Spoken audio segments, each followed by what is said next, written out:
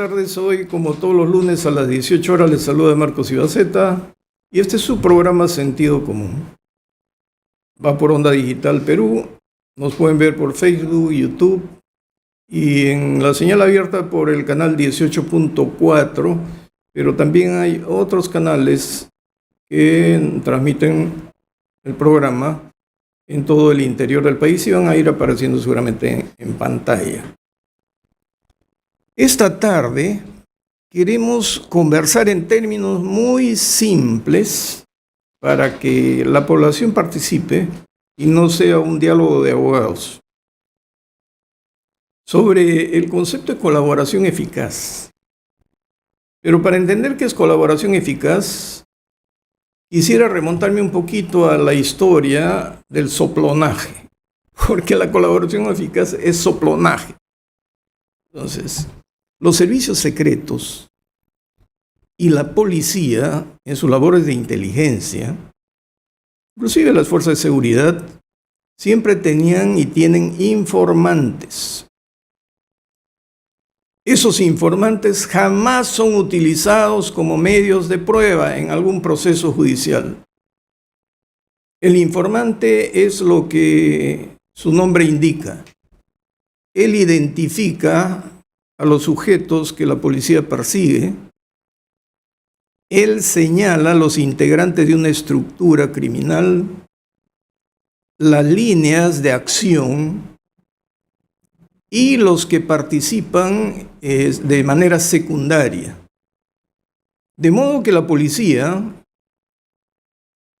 no detiene al informante, lo premia, le permite desarrollar sus crímenes menores o sus negocios ilegales a cambio de información.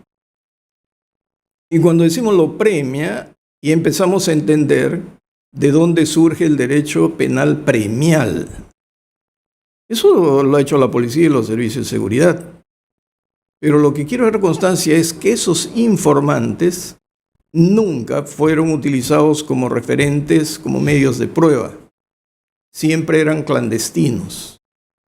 Entonces, ¿cuál era la tarea de la policía y de las fuerzas de seguridad? Verificar que la información dada por estos sujetos correspondiese a la realidad y una vez que tenían los elementos suficientes, caían sobre la organización, sobre los sujetos, sobre los bienes, trababan los mecanismos, realizaban las incautaciones. Eso que el GEIN estableció como regla, ¿no? No detengas para investigar, porque ahí te pierdes y no vas a solucionar nada. Investiga para detener. Bueno, esta figura se fue introduciendo al derecho procesal penal. Y para no ir muy lejos, en la época del terrorismo, se apeló al llamado arrepentimiento. Es decir, darle la oportunidad a un miembro de la organización criminal de declararse culpable, manifestar su arrepentimiento, que no era otra cosa que confesión sincera lo que se le pedía. El problema estaba en que, habiéndose fijado como regla de procedimiento que se abría un cuadernillo dentro de una investigación en curso, nunca se podía garantizar el clandestinaje. Y poco a poco fueron descubriéndose a los arrepentidos y como todos detestan el soplonaje, sus excompinches y la misma policía y la misma fuerza de seguridad los trataban muy mal, con desprecio. Eso hizo que tuviésemos muchísimos resentidos entre los arrepentidos, que se volvieron más feroces cuando con Diego García Sayán se relajan las condiciones carcelarias y los grupos radicales de Sendero lo llegan a controlar y a condicionar. El arrepentimiento se convierte en colaboración eficaz, con el mismo problema. Es decir, no se garantiza el clandestinaje, se tiene el dicho de los colaboradores y no le queda tiempo a la Fiscalía y a la Policía para verificar la veracidad de las declaraciones. ¿Y por qué estoy señalando esto? Porque el principio es que no se pueden utilizar las declaraciones ni de arrepentidos ni de colaboradores eficaces como medios de prueba, aunque sean 3, 4, 5, 6 que coincidan en la información. Si no se tienen elementos objetivos que la autoridad ha actuado observando todos los procedimientos del debido proceso, el dicho de los colaboradores no sirve para nada. Y sin embargo, cada día que pasa, escuchamos en los noticieros, tal colaborador eficaz dijo tal cosa, tal colaborador eficaz dijo lo otro, dice lo otro. Y esto es peligroso, ¿ah?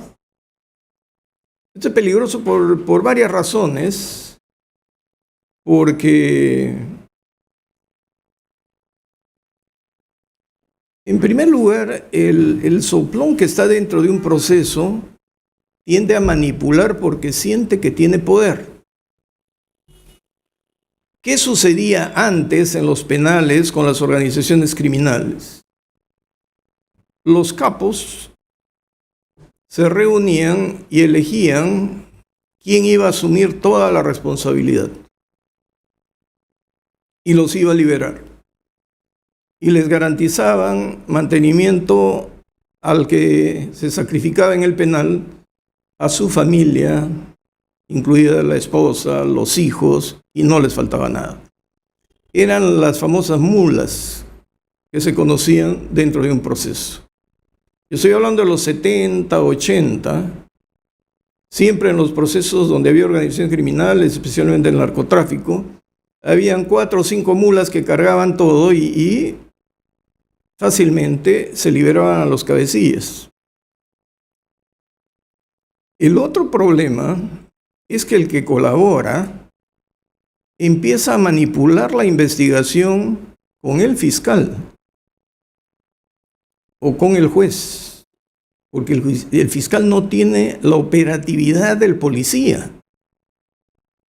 El fiscal tiene una estructura más burocrática. Y si a esto le agregamos que se ha incorporado la colaboración eficaz de los cabecillas de las organizaciones criminales, ya es una burla. Porque el cabecilla de una organización criminal va a manipular todo sacrificando mulas. Es decir, él va a decidir quiénes son sacrificables para él tener el premio. Oiga, hay que premiar al cabecilla de una estructura. El fiscal tiene que confiar en el cabecilla cuando él tiene toda la información y un fiscal que tiene una organización burocrática cree que va a moverse a la velocidad que se mueve el cabecilla de una organización. Pues no. Ejemplo de lo que estamos viviendo. Club de la Construcción. ¿Quiénes están presos? Los peces chicos, ¿no? Y los grandazos, los cabecillas, están libres, pues. Y como colaboradores eficaces, ellos dicen lo que les da la gana y embadurnan a quien les da la gana.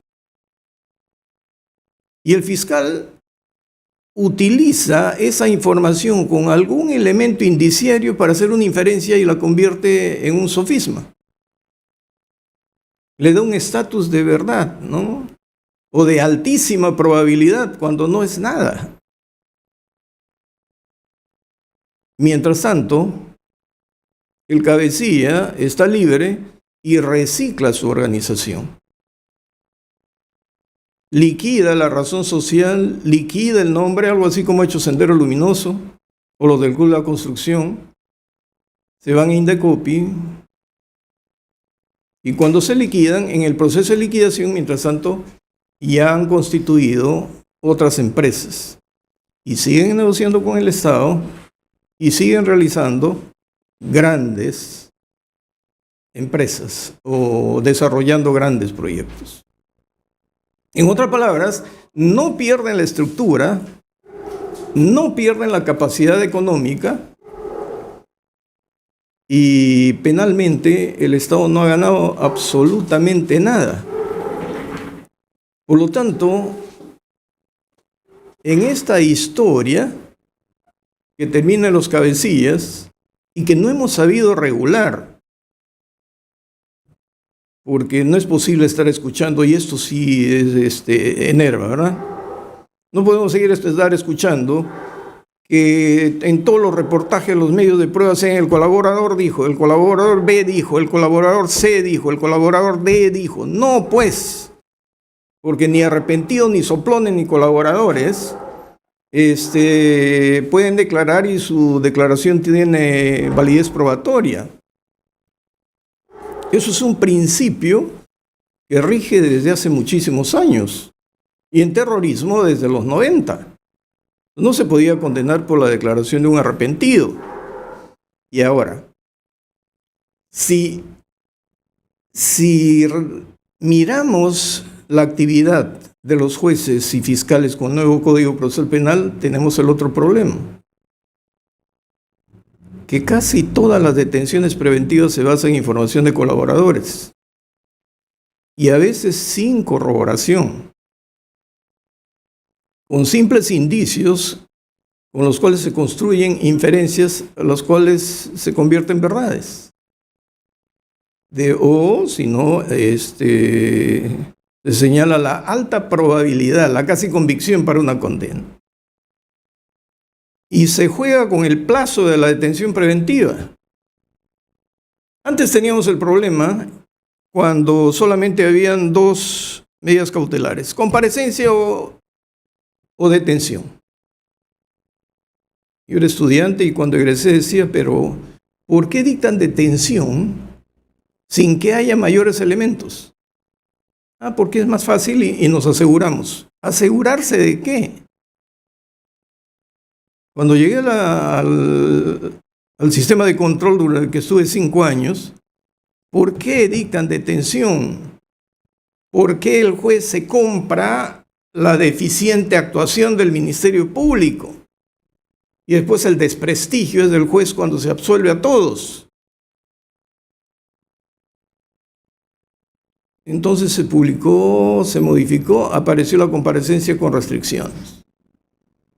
Oigan, y cuando nosotros presidíamos la sala de terrorismo, no había comparecencia con restricciones. Sin embargo, en terrorismo, aplicando principios y por condicionamiento cultural, nosotros a los campesinos no los metíamos a la cárcel. Los entregábamos a la Defensoría en custodia, porque nos parecía lo más injusto del mundo, porque el juez tiene que mirar la realidad. ¿Se puede hacer? Sí, se podía hacer, bajo ciertas circunstancias. Ahora la moda es, todo es comparecencia restringida, porque es más fácil. Es decir, hemos formado jueces expertos en litigación oral y nos lo hacen saber a cada rato y nos refriegan la cara con su litigación oral. Pero en razonamiento jurídico, en argumentación jurídica, hay un déficit gigantesco.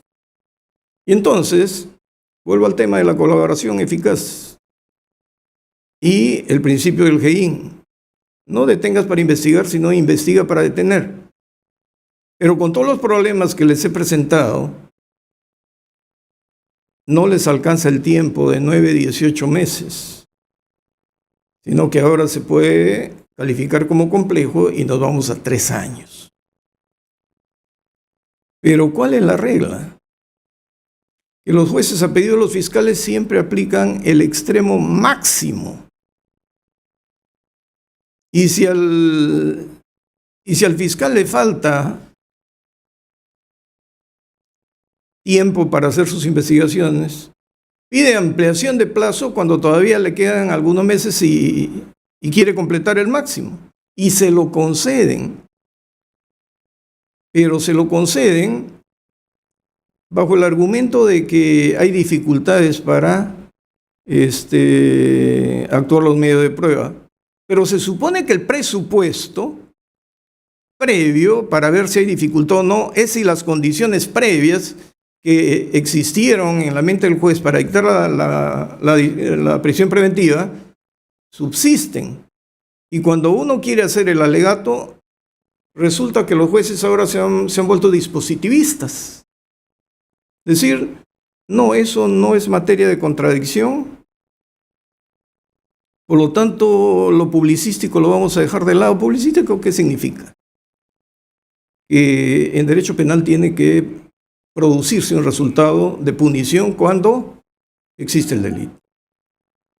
Pero también hay que permitir la actuación de los medios que garanticen la libertad por la presunción de inocencia.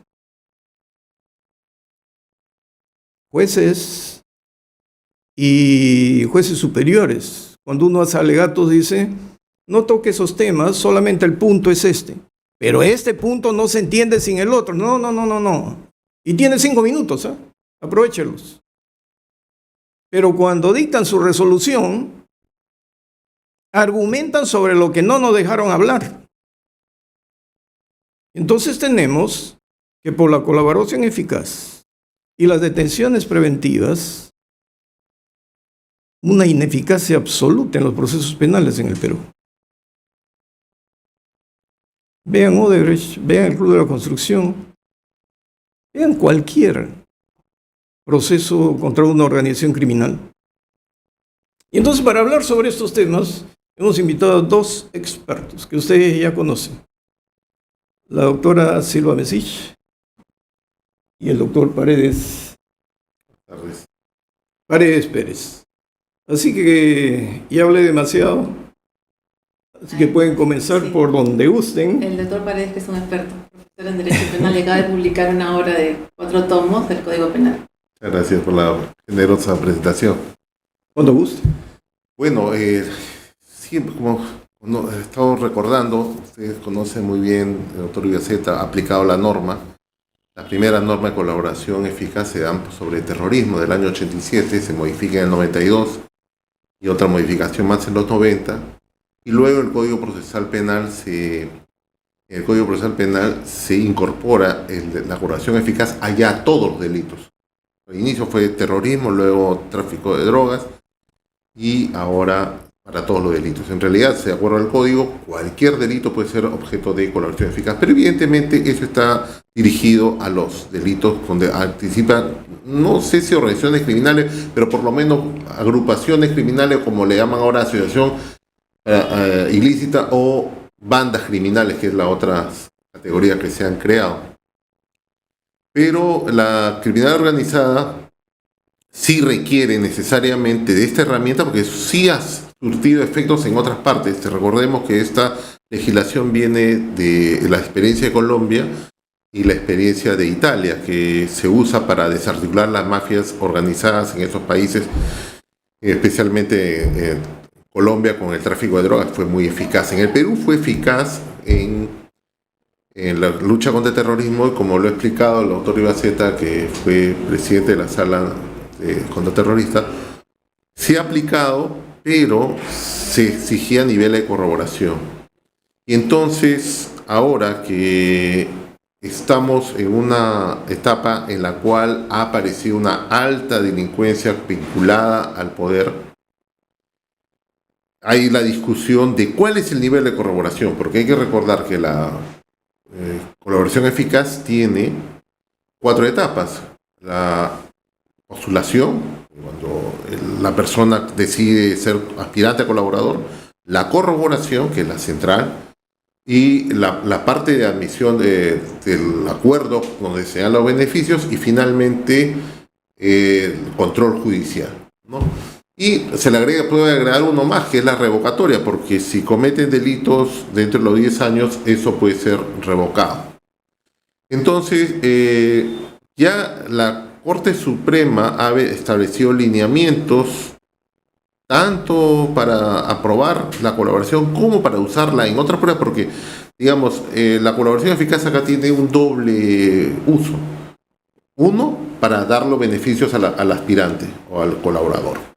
Y dos, porque ese dato, esa información, esas pruebas van a subirse ahí porque me sirve para ir hacia el resto de la organización criminal.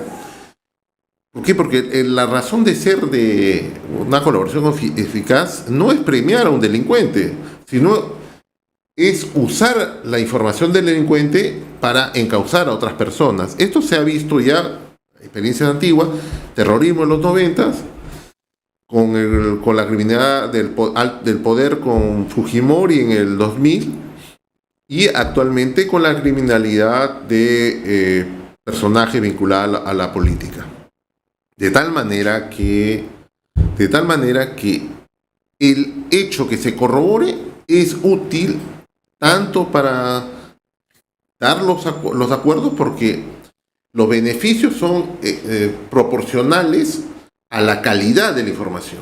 La Suprema ha dicho que el motivo central de la colaboración eficaz es la información que se da.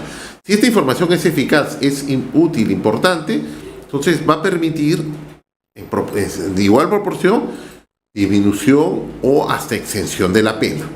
Pero ahí no queda el trabajo. El trabajo es que a partir de esa información que se corrobora, y entonces pues se puede iniciar procesos contra otras personas. Y acá el apunte que hacía el doctor Ibaceta era que ellos, cuando en la sala contraterrorista dictaban sentencias usando colaboradores, es porque corroboraban la información. Entonces, la información, acá podemos fijar dos niveles. Uno, que sea eficaz. Dos, que sea corroborada con elementos materiales. La Suprema también ya ha dicho que no se puede corroborar con otro colaborador. O sea, un colaborador, una versión no se sustenta en la versión de un segundo, un tercer colaborador. Se necesita que se aporte elementos probatorios materiales. Por ejemplo, si alguien dice he pagado a tal persona, circunstanciar el hecho, ubicar el hecho y tratar de entregar información. Como hay el caso conocido en el cual un colaborador incluso grabó el acto de entrega del dinero a un exministro.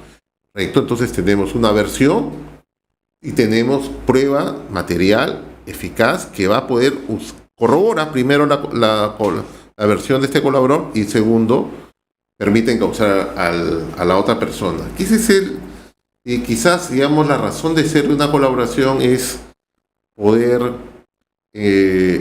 aprovecharse del beneficio a favor. O sea, el Estado renuncia a sancionar a una persona para poder encauzar a otra de mayor nivel, de mayor importancia, que normalmente en aparatos de poder, en aparatos criminales, no se va a poder llegar a determinar la responsabilidad de los jefes si es que no hay colaboración. Entonces, esos son unos parámetros básicos que se debe mantener en una colaboración, pero especialmente la corroboración. Y cuando los jefes son los colaboradores. Cuando los jefes son los colaboradores, tiene que corroborar su versión, salvo que admitan. Por eso es muy raro la colaboración del jefe, porque el jefe ya no tiene a quién delatar. Esta es una cadena, ¿no? Esta es una cadena muy usada como organización criminal en el mundo. Entonces, siempre se busca a los niveles bajos, intermedios, que van a delatar al jefe, porque muchas veces también eso se vio en el terrorismo, tenía un sistema compartimentado en el cual no había manera de llegar al jefe. Acá, digamos, la relación del poder, un ministro, un presidente, evidentemente actúa a través de otros, ¿no? Sí, pero aquí, Odebrecht, Club de la Construcción, y vemos a todos los cabecillas libres y la responsabilidad de las empresas, la responsabilidad penal de las personas jurídicas. Bien, gracias, porque las han liquidado, les han cambiado de razón social y siguen negociando. Bueno, lo que pasa es que ahí sí se puede hacer algún cuestionamiento, ya no a la ley, sino a la aplicación.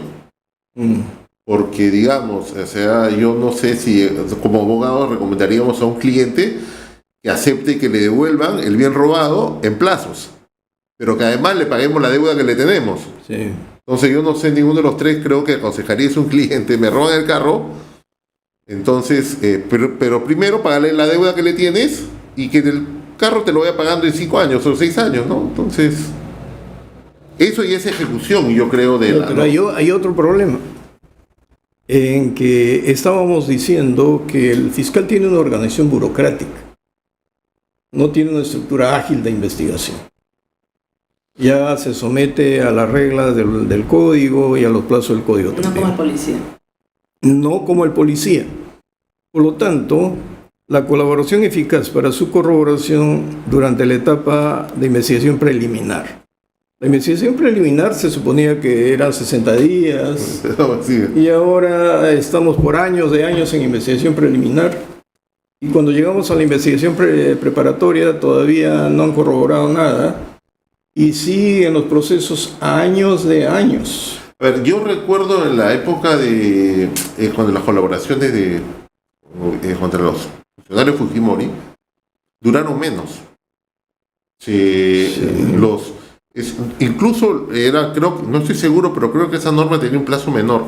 Pero yo que he participado por lo menos en una importante en esa época, la corroboración, el acuerdo, un primer acuerdo lo celebramos a los 6 meses. Y el acuerdo final se llegó a firmar al año, más o menos, y con información importante que se aportó. Y luego mi cliente fue uno de los principales testigos a favor de la fiscalía en esos hechos contra esos exfuncionarios.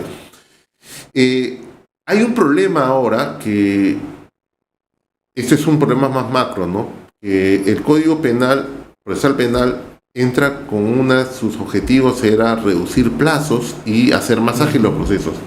Y como acaba de anotar, el código comienza aplicando 30 días de investigación preliminar, luego 60, y ahora estamos en 36, ampliables a 36.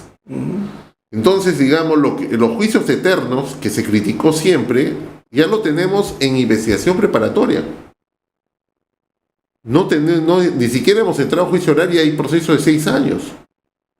Ese es un problema burocrático probablemente, a pesar que se ha tratado que en esta reforma la Fiscalía sea un ente operativo más ágil. Se ha burocratizado, demora muchos trámites. Hagamos un balance adecuado. Probablemente en los casos de Odebrecht, que son los únicos que han requerido información del exterior, sí se justifica la demora porque la información demora en llegar de bancos de afuera. Han demorado 1 año, 3 años, a veces ocurre. Pero el resto de los procesos actuales no tienen ningún banco de afuera. No van a pedir una sola información a bancos de afuera.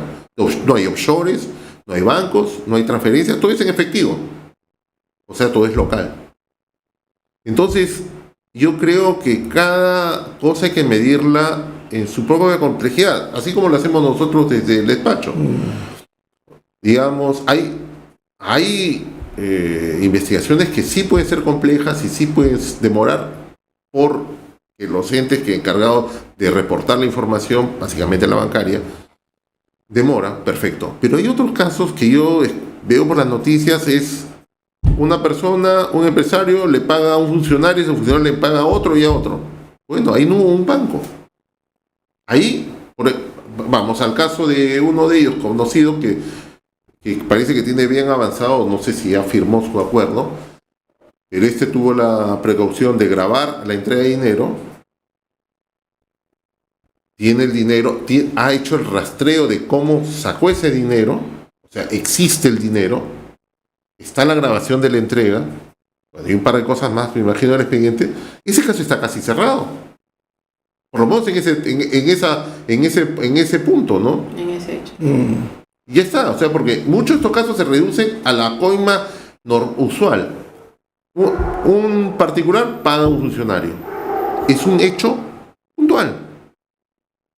Eso, si se ha pagado localmente y se ha pagado en efectivo, como la mayoría de estos casos que escuchamos en prensa, no le veo gran complejidad en la información. Y yo tampoco conozco el caso de la red vial 6, que se demoró 12 años.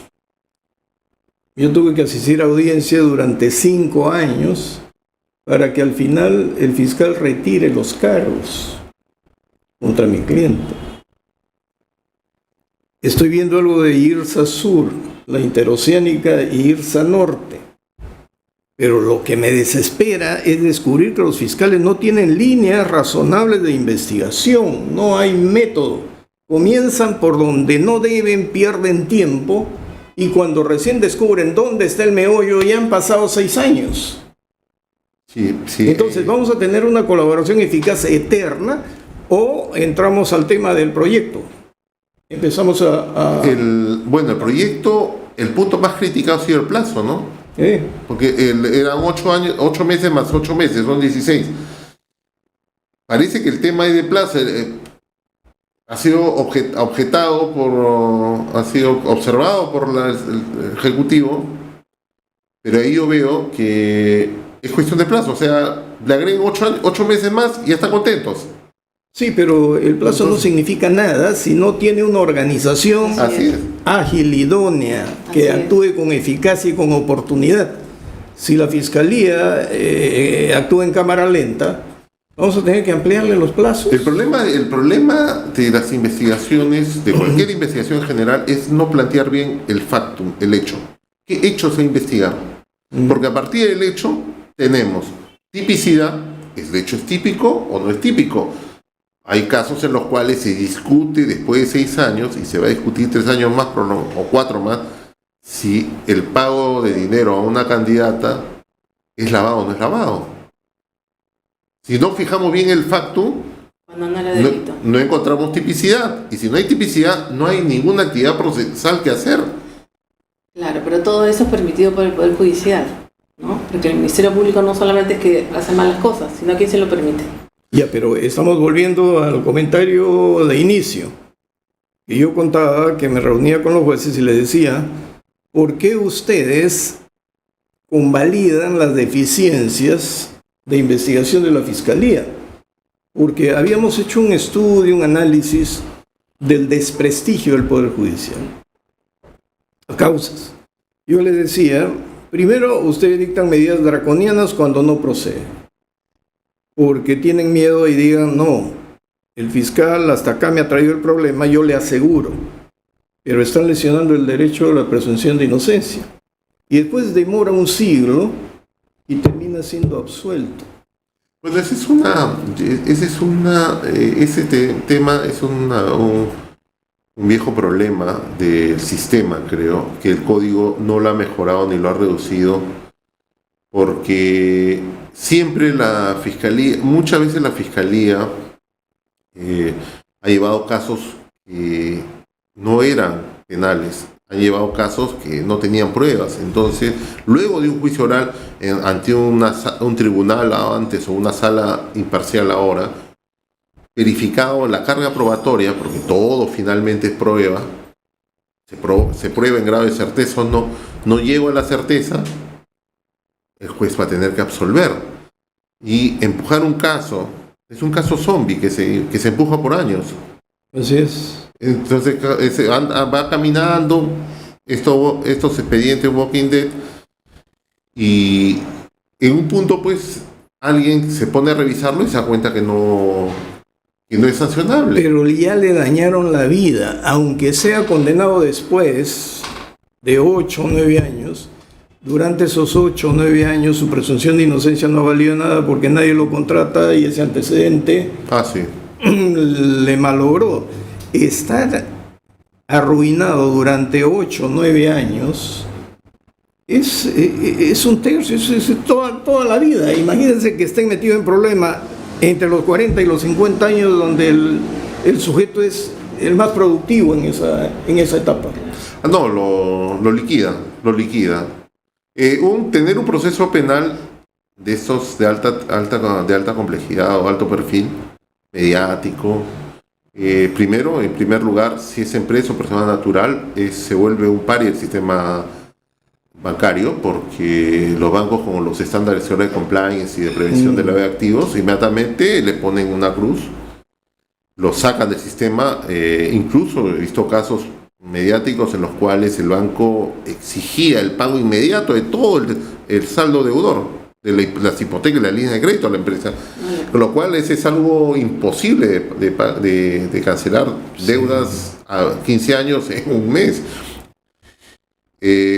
Laboralmente, sí, pues es excluido porque ya tiene una mancha de presunto autor de un delito. Y lo peor de todo es que muchas veces, producida la absolución, esa mancha no se borra.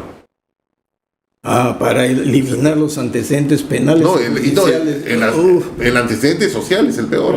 Las entrevistas y las... Y cuando se consideró que para que el condenado cumpla con el pago de la reparación civil, normalmente en los procesos comunes, los que cometen delito se mueren de hambre, ¿no? El estado de necesidad. Le ponen una reparación civil fuera de sus posibilidades, pero lo ponen como condición, como regla, que si no cumple con el pago va preso. Uh-huh. Entonces ni paga y lo terminan ya rematando en la cárcel. Bueno, el tema de la reparación civil siempre también ha sido otro problema, porque yo recuerdo en los años 80 y 90 las reparaciones civiles eran exiguas, diminutas, 1.000 soles. Casi por default ponían, pague esa reparación 1.000 soles, a cualquier cosa. Y entonces no había una equivalencia de proporcionalidad, no había una revisión de los estándares del Código Civil, artículos 1969, 1970, responsabilidad extracontractual, nada. Daño emergente, lucro cesante, no había ninguna valoración, ninguna fundamentación siquiera. Y luego, a partir de 2000, especialmente en los casos contra altos funcionarios, se pasaron a millones de millones que ningún ser humano normal tiene, sin capacidad de poder pagar o disponer de esa cantidad de dinero. Y se ha eliminado un nivel de proporcionalidad entre la capacidad económica real de una persona y la posibilidad de poder pagar una reparación civil de millones. Nadie en el mundo está preparado a pagar millones. Sí, pero hay mecanismos, pues, no, el pago por plazos, por cuotas, qué sé yo, pero quien está quebrado no tiene con qué. Claro, no. Y la gran pregunta entonces es, ¿dónde está el bendito garantismo de este Código Procesal Penal? Se propugnó código garantista. Así se vendió la idea, ¿no? Era garantista, era contradictorio, ¿no? Bueno, algo de contradictorio sí hay algo de desigualdad de armas que hay que pelearlo, porque cuando también el abogado presenta demasiada defensa, dice que está obstruyendo. O sea, defender para algunos es obstruir, ¿no? Y lo sancionan, ¿ah? Sanciona, claro. Extiende la detención. Y luego los plazos se han excedido a los anteriores. Muy pocos casos he visto que dure solamente en preliminares o preparatorias 6 años. Eso no era usual. Actualmente es común ya con los plazos de redacción criminal, 36 más 36, y en automático piden la ampliación porque le falta una pericia y 2 testigos. Y eso justifica 36 meses más. Que debieran actuar al inicio. Sí, pero cuando a los chicos les dicen, miren, ahora es la etapa preliminar, la etapa de investigación preparatoria, el juicio, yo digo que les expliquen los presupuestos procesales, ¿no? Los procesales propiamente dicho, la forma, la estructura, y los materiales, el interés para obrar, la legitimidad para obrar, cómo se debe plasmar. Pero el diseño solamente ha cambiado de nombre, porque la investigación preliminar siempre ha existido. Y cuando el fiscal consideraba que ya tenía elementos suficientes, formalizaba la denuncia y se abría la etapa de la instrucción, que tenía un plazo. Y al final de la instrucción se formalizaba o no la acusación y venía el juicio. Entonces le digo, eso no ha cambiado.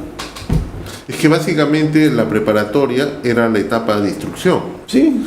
Que se pensó eliminar, lo que yo recuerdo, cuando se elaborara el código, se pensó eliminar la etapa de instrucción porque se iba a hacer una preparatoria corta.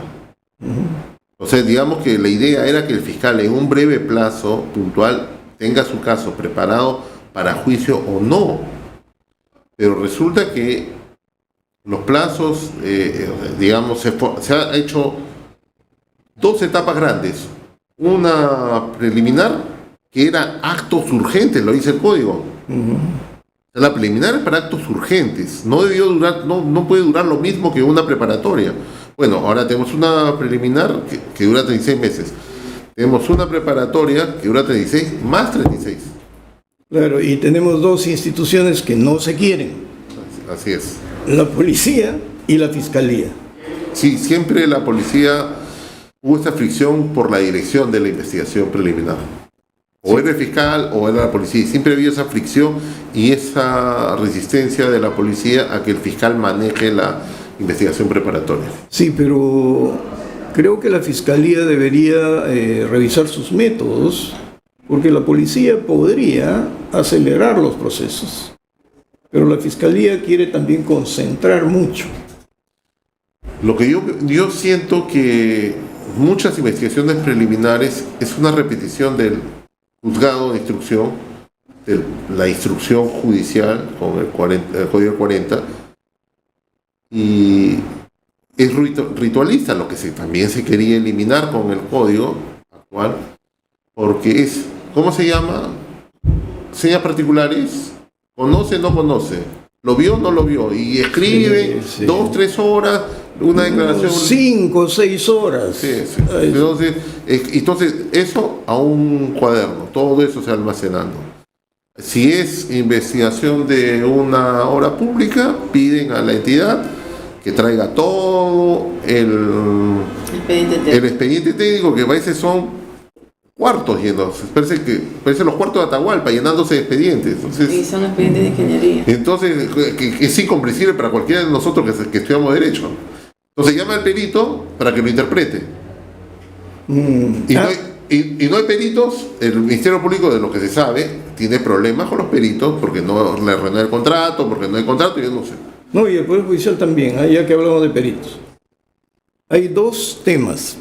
Cuando la Fiscalía quiere que la Oficina de Cooperación Internacional intervenga, y esa oficina depende de la fiscal o del fiscal de la Nación, lo solicita pero no forma los cuadernillos, ni justifica, y no le contestan. Pasan 2 años y su propia entidad no le contesta. Ya se perdieron 2 años. Y en el Poder Judicial ahorita, lo acabo de verificar, he estado el viernes en el área de perito. ¿Por qué no avanza este proceso penal con el código antiguo? Necesito peritos, ingenieros. La jueza me dice que pide y ustedes le dicen que no hay. ¿Cómo no hay peritos? Me dicen, sí hay. Que se meta al sistema. Lo que ocurre es que los peritos declinan porque en materia penal es gratis. ¿Qué hacemos? No tienen aquí para hacer su factura. Sí. No tiene. ¿Qué hacemos si no hay peritos? Pero no hay trabajo gratuito, ¿no? No hay trabajo gratuito, pues, pero algo razonable se tiene que establecer y sancionar al que quiere ser perito. Y no cumple su trabajo. Claro, puede ser perito de civil, penal, pero cuando le llega una pericia penal dice, bueno, es gratis, declino por razones personales. No puede declinar, pues. Sin embargo, declinan. Y tengo, 7 meses ya solicitándole al juzgado esto. Y no hay solución. Ya me pasé por todo. Sí, yo estoy terminando un juicio oral en el cual hay un perito del Poder Judicial que emitió su peritaje no sé hace cuántos años y fue a ratificarse. Bajo protesta, se ratificó bajo protesta que no le habían pagado sus honorarios de perito judicial. Y en cada audiencia reclamaba, y bueno, y la sala no puede hacer nada tampoco, ¿no? Porque no son los encargados de esos pagos, pero sí. Siempre había una regla, ¿no? Cuando es mucho, poco o nada, el juez razonablemente fijaba honorarios. Antes se fijaba, claro, fijaba honorario. Que lo pagan las partes, me parece. Sí. Lo pagan las partes, claro. Ahora parece que por un tema de independencia han querido que... Pero no hay un presupuesto, pues, para esos pagos. Y entonces paralizan todo. Y sé que el Poder Judicial, perdón, la Fiscalía, porque en unos casos que he visto, cuando han insistido para que termine su pericia, cuando ha percibido el fiscal para que termine, el perito ha contestado que ya no trabaja en el Ministerio Público. Entonces se ha perdido como un año en una persona que no le ha renovado el contrato y que tenía el expediente en sus manos todo ese tiempo para eliminar. Eso sí es una traba. Eso sí es una traba, pero es una traba administrativa prácticamente. Pero estamos igual con el plazo de la colaboración, pues. Sí, sí. Porque estamos discutiendo, reducimos el plazo. Si es que el código es garantista, hay que reducir el plazo, porque se hace daño a la persona. Plazo y esto razonable. se puede destruir, el plazo razonable. O estiramos el plazo o lo volvemos indefinido, porque es una institución burocrática que no da resultados. ¿Dónde estaría el punto medio? Porque ahorita están discutiendo que el Ejecutivo observa, que el otro quiere reducir, sale un fiscal y se van a destruir el proceso y la colaboración eficaz. No se va a destruir. Lo que estamos buscando es que en un plazo la Fiscalía no nos pueden destruir los plazos del código por incapacidad. Lo que yo veo de las objeciones que hacen a este proyecto de modificación de la ley de colaboración eficaz es básicamente el plazo, que lo considera muy corto, y actuaciones en las cuales se obliga ahora que el fiscal esté presente, el titular, y la presencia del abogado. El abogado, claro. Entonces, son dos, no está cambiando la esencia del procedimiento, ni está cambiando los estándares. Lo que está haciendo son temas de índole administrativo prácticamente. Son temas de índole de gestión de despacho, como le han llamado a esta actividad fiscal. Sí, pero dentro de un espectro garantista. Claro. Que yo creo que sí se debe limitar, porque claro, tampoco es que se trate eternamente, mantenga eternamente a una persona investigada mientras no termina una corroboración, ¿no? Entonces hay que hacer, si el plazo de una investigación preparatoria es 36 más 36 máximo, y el plazo de una preliminar es 36, ¿no es cierto? Yo creo que por ahí debe estar el plazo de la colaboración, porque tiene que ser menor al proceso principal sobre el cual va a incidir, porque si el plazo de la colaboración también es mayor al plazo del proceso principal que quiero incidir, entonces cuando termine la colaboración tampoco me va a servir, porque se han vencido los plazos y probablemente no haya prueba y no pueda acusar. Así es. Entonces tiene un... Sí, pero eso no es culpa del procesado. Claro, tiene un sentido de limitar, decirle, Claro. Así es. Sí. Fiscal, si tú tienes 36, diga, entonces tu plazo será menor a 36. Y que no le estén creando complejidades donde no hay. Porque el Estado tiene un deber de perseguir, pero tiene que ser un plazo que no destruya a la persona ese garantismo. Doctora, no le hemos dejado hablar. No, Díganos todo lo que quiera a ver, sobre lo que hemos conversado, Bueno, su experiencia. Respecto de todo esto, yo creo que el Congreso ha debido hacer un estudio básico respecto de lo que están hablando del tema de colaboración eficaz. ¿Cuántos de los casos que están en los subsistemas, ¿no?, que tenemos en penal son parte de colaboración eficaz? ¿Cuántos de esos casos están sentenciados? ¿Y en qué etapa estamos? Porque esa información no la tenemos. Conozco personas que han tratado de pedir esa data y no se las han entregado. Pero en todo caso, como bien dicen, este proceso de colaboración eficaz debe ser garantista, porque también se debe controlar que no se lesionen los derechos de la persona que está investigada, ¿no? Y con respecto al tema de que el jefe de la banda o de la organización criminal se ha beneficiado con esta colaboración, creo que se desnaturaliza en sí la propia esencia de esta figura, ¿no? Pero el plazo de la colaboración eficaz nos llevaba al otro plazo de la detención preventiva. Así es, exacto, sí. Que al final la detención preventiva está fundada en el tema del colaborador eficaz y hasta que no sea corroborado va a seguir la persona detenida. Entonces es un sinnúmero de situaciones que no tienen ningún fundamento como correspondería, ¿no? O sea, sin ningún derecho, no tiene amparo en la ley. ¿Y qué dice usted? Yo creo que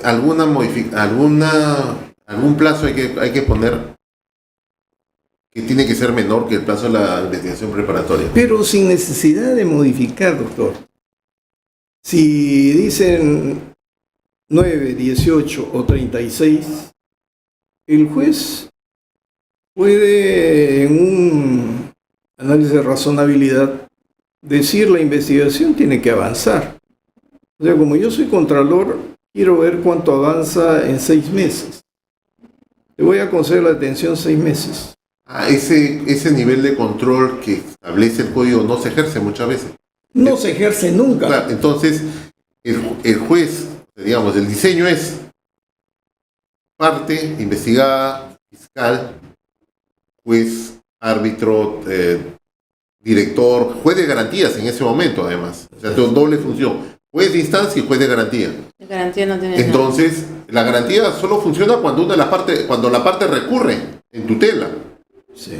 Pero no tiene esa función controladora de decirle, es como cuando dan la plaza de prisión preventiva, es para actuar, es como toda medida cautelar, es una herramienta para un fin. Entonces decir, muy bien, tienes estos 18 meses o 16 meses de prisión para hacer ABCD, y a los quinto mes o sexto mes decirle, bueno, hiciste ABC, porque una vez reevaluaremos. Claro, es provisional. Porque muchas veces todos los procesos tienen 3 tipos de pruebas: testigos, documentales y periciales. Los testigos, eso puede agotarse en 1 mes o 2, porque es solo su declaración. Los documentos, muchas veces, la mayoría de los documentos ya están desde el momento que hace una incautación, una primera intervención. Y faltaría la evaluación de peritos, que es, como le dijimos, ya no solamente un problema de trabajo, sino un problema administrativo, que haya peritos idóneos, con conocimiento y en la cantidad adecuada para poder manejar esta información. Mire, hay un caso en el Callao. Me llamó la atención. La fiscal, antes de formalizar la investigación preparatoria, incauta, con autorización del juez. Incauta celulares, computadoras y van lacradas, ¿no? Pasa 1 año y medio y se venció el plazo de detención. Y dice, por especial dificultad, pido que se amplíe a 12 meses más. ¿Y cuál era una de las actividades de prueba para ella compleja? El deslacrado de eso que ya existía y la pericia sobre el contenido del celular o del disco duro. Pero ¿cómo va a esperar 12, 18 meses casi para decirnos que eso es complejo cuando ya lo tenía desde el inicio? Y los jueces, bien, gracias, dicen, bueno, tiene razón, pues necesita actuarse este medio, le concedemos más. Siga detenido usted. ¿Dónde está el garantismo?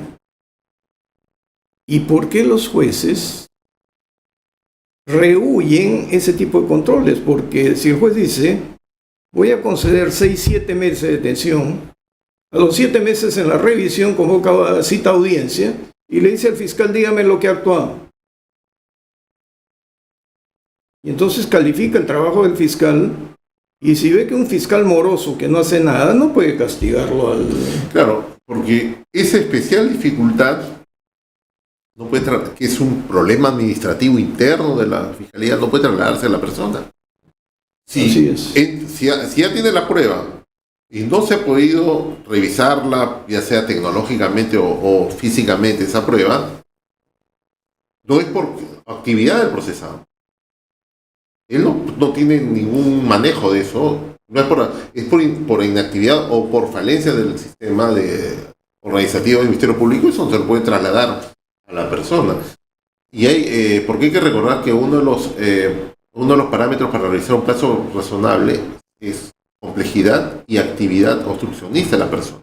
O sea, si una persona es obstruccionista, claro, digamos, el plazo se justifica. Pero si una persona no es obstruccionista, el plazo...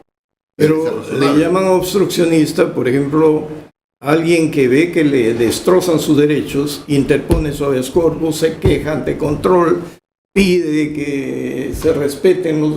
Es lo que antes nosotros llamamos defensa activa. Pero claro... Ahora se dice obstrucción. Obstrucción. Y los jueces superiores dicen, sí, pues hay que considerar que esto obstruye, y la pobre fiscal se ha quedado maniatada y no ha podido avanzar. O sea, es lo que pasa que eso es pensar que el abogado es pasivo y que la defensa es pasiva, reactiva a lo que hace el fiscal. Sí, pero no estaríamos en pie de igualdad, por eso yo hablo, ¿dónde está el garantismo? No estamos en pie de igualdad. No existe. Porque uno tiene en el código derechos del procesado y el mecanismo, excepciones o tutela. Y la Fiscalía tiene sus atribuciones y la forma de obtener sus resultados, que son las cautelares reales o personales, y las medidas de incautación o medidas de aseguramiento de pruebas. Entonces las cosas están claras, ya se sabe cada uno con qué armas cuenta para este debate. Entonces simplemente es usarlo de la manera adecuada y de la manera racional, y no castigar a la parte que exige la protección de su derecho. Alguna vez, cuando me invitaron a la Academia de la Magistratura, y yo ya no estaba en el Poder Judicial, le dije, hay un compadrazgo de facto entre la Fiscalía y el Poder Judicial y el juez, que quiebra el principio de igualdad en la defensa, ¿no? Respecto a la defensa. Y les dije, ¿saben dónde está el problema? Que los fiscales y jueces vienen a la Academia de la Magistratura juntos, cuando tienen funciones diferentes. Hagan una academia para allá y una academia para acá. Y recién se va a cambiar de mentalidad. Y les ponía como ejemplo el Japón, ¿no? Donde tienen su gran academia, pero los fiscales acá, jueces acá y abogados defensores también. Y cada quien cumple su rol. Pero yo alguna vez dije, estoy decepcionándome de este código. Tiene sus cosas buenas, como todo código, Sí, realmente. Pero al final no es el código, son las instituciones. Bueno, siempre son las personas las que aplican bien o mal o regular una norma, ¿no? Bueno, ¿qué dice, doctora? Nos despedimos. Sí, muchas gracias, doctor, por la invitación. A usted y a usted, doctor, porque permite aclarar o al menos poner ahí nuestras preocupaciones para que cuando se debata no se debata tanto en abstracto, ¿no? Y no veamos resultados. En fin, muchas gracias por compartir este programa y con ustedes, amigos, si Dios quiere, el próximo lunes nos encontramos a esta hora. Hasta entonces. No.